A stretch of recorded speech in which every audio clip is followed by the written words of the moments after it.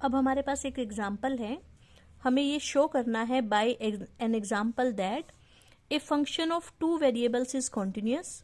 हो सकता है दो वेरिएबल का फंक्शन कॉन्टिन्यूस हो and possess first order partial derivative at a point, और उसके फर्स्ट ऑर्डर के पार्शियल डेरिवेटिव भी एग्जिस्ट करते हो किसी पर्टिकुलर पॉइंट पर, फंक्शन कॉन्टिन्यूस भी हो, उसके फर्स्ट ऑर्डर के पार्शियल डेरिवेटिव भी एग्जिस्ट करते हो, लेकिन फंक्शन उस पॉइंट पर डिफरेंशिएबल ना हो। हमें ऐसे एक फंक्शन का एग्जाम्पल देना है जो दो वेरिएबल्स का फंक्शन हो, जो कॉन्टिन्यूस हो, जिसके फर्स्ट ऑर्डर के पार्शियल डेरिवेटिव एग्जिस्ट करते हो, लेकिन वो डिफरेंशिएबल किसी एक पॉइंट पर ना हो। तो हमने फंक्शन डिफाइन किया F of x Y is equal to X Y upon में under root of X square plus Y square, अगर X square plus Y square zero नहीं है, और जीरो डिफाइन किया हमने फंक्शन अगर एक्स और वाई दोनों जीरो हैं। ठीक है, अब हम ये प्रूफ करके दिखाएंगे कि ये वो फंक्शन है जो ओरिजिन मतलब कि 0 पॉइंट पर कॉन्टिन्यूस भी है, इसके फर्स्ट ऑर्डर के पार्शियल डेरिवेटिव भी एग्जिस्ट करते हैं, लेकिन ये फंक्शन ओरिजिन पर डिफरेंशिएबल नहीं है। ठीक है, पहले हम दिखाएंगे कंटिन्यूटी एट 0 ठीक, कंटिन्यूटी के लिए हम हमेशा सबसे पहली लाइन क्या लिखते हैं, लेट एप्सिलॉन ग्रेटर देन 0। फिर हम डिफरेंस कंसीडर करेंगे किस किस का, एफ ऑफ एक्स वाई का और एफ ऑफ 0 का, और इनका डिस्टेंस हमें एप्सिलॉन से कम दिखाना है। कब, जब एक्स और 0 का डिस्टेंस किससे कम हो, डेल्टा से, और y और 0 का डिस्टेंस भी किससे कम हो, डेल्टा से। ठीक है, फिर हमने एफ ऑफ एक्स वाई की वैल्यू पुट कर दी, और जब x और y दोनों 0 हैं तो फंक्शन की वैल्यू कितनी थी, 0, वो यहाँ पुट कर दी। दिस माइनस 0 तो यही आ जाएगा। ठीक है, फिर हमने क्या किया, x को पुट कर दिया r कोस थीटा, y को पुट कर दिया r साइन थीटा। जब हम दोनों का स्क्वायर करके जोड़ेंगे तो हमारे पास आएगा X square plus Y square is equal to R square. फिर इन सब की वैल्यूज यहाँ पर पुट कर दी, एक्स की आर कोस थीटा, वाई की R sine theta, X square plus Y square कितना है आर स्क्वायर, और अंडर रूट करने के बाद कितना बच जाएगा आर। फिर एक आर यहाँ पे कट गया, क्या बच गया, R sine theta cos theta, सबका मोड अलग अलग कर दिया। फिर हमें पता है साइन थीटा का मोड हमेशा क्या होता है, less than equal to 1, cos theta का मोड भी हमेशा क्या होता है, लेस देन इक्वल टू 1। तो ये हो जाएगा less than equal to mod of R, ऐसे कैसा, इंटू 1, तो ये मोड ऑफ आर आ गया। आर की वैल्यू पुट कर दो, यहाँ से कितनी थी, X square plus Y square का अंडर रूट। ठीक है, टोटल मिलाकर ये वाली टर्म लेस आ गई इससे। अगर ये एप्सिलॉन से कम हो तो ये भी किससे कम हो जाएगा, एप्सिलॉन से कम हो जाएगा।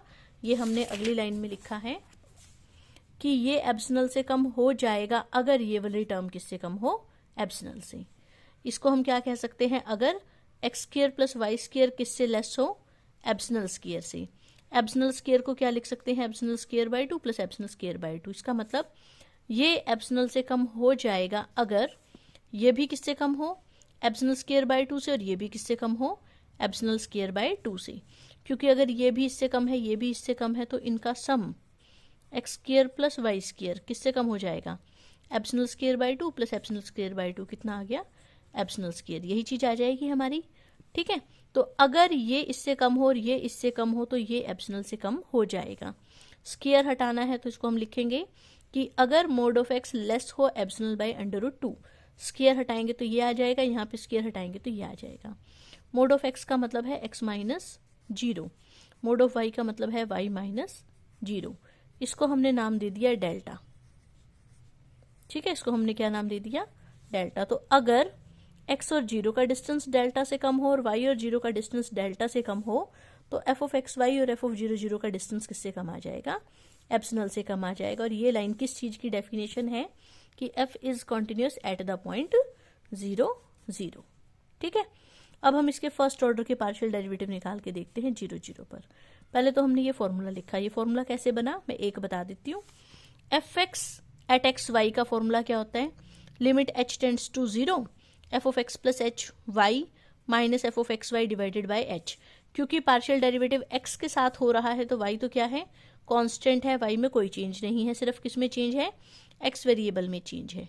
ठीक है, तो ये जो फॉर्मूला है ये हमने पार्शियल डिफरेंशिएशन वाले चैप्टर में पढ़ा था।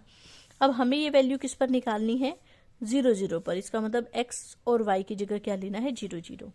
यहाँ पे 0, यहाँ पे 0, यहाँ पर 0 और यहाँ पे 0, बचा क्या, f of h comma 0 minus f of 0, 0, यही हमने लिख दिया यहाँ पर, divided by h limit h tends to 0।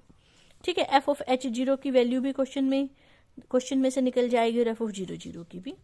F of H 0 की तो निकलेगी यहाँ से कि जब x की जगह h और y की जगह 0 पुट करेंगे, और एफ ऑफ 0, 0 का मतलब है जब x और y दोनों ही 0 हों तो फंक्शन कितना दे रखा है, 0 दे रखा है, तो एफ ऑफ 0, 0 तो कितना हो गया 0, एफ ऑफ h 0 यहाँ से निकल आएगा। ठीक है, तो हमने इनकी वैल्यू पुट कर दी। एफ ऑफ एच 0 की भी कितनी आ रही है 0, एफ ऑफ 0, 0 की भी कितनी है 0, 0 बाई समथिंग 0, लिमिट भी कितनी आ गई 0। ऐसे ही एफ वाई 0, 0 भी क्या आ जाएगा 0। इसका मतलब फर्स्ट ऑर्डर के partial derivative eight the origin exist करते हैं।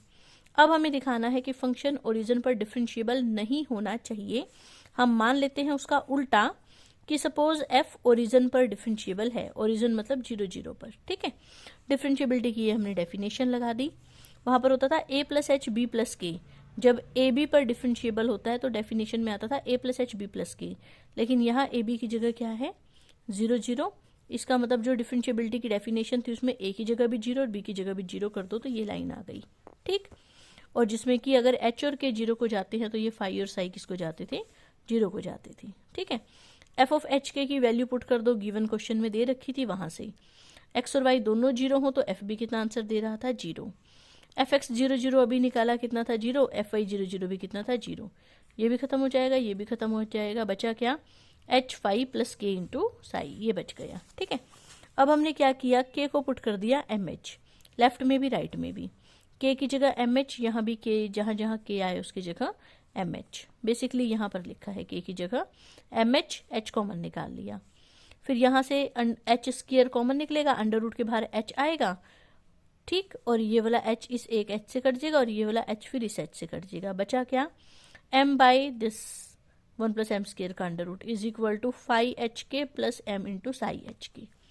अगर h और k 0 को जा रहे थे तो फाई और साई भी किसको जा रहे थे 0 को, तो ये भी 0 को चला गया, ये भी 0 को चला गया। राइट हैंड साइड पूरी किसको चली गई 0 को चली गई। कब, जब h और k किसको जा रही हैं 0, 0 को, तो वो हमने यहाँ लिख दिया कि राइट हैंड साइड 0 हो जाएगी जब h और k किसको जाएंगे 0, 0 को। इसका मतलब इसकी लिमिट हमेशा 0 आनी चाहिए, लेकिन इसकी लिमिट तो 0 नहीं आ रही।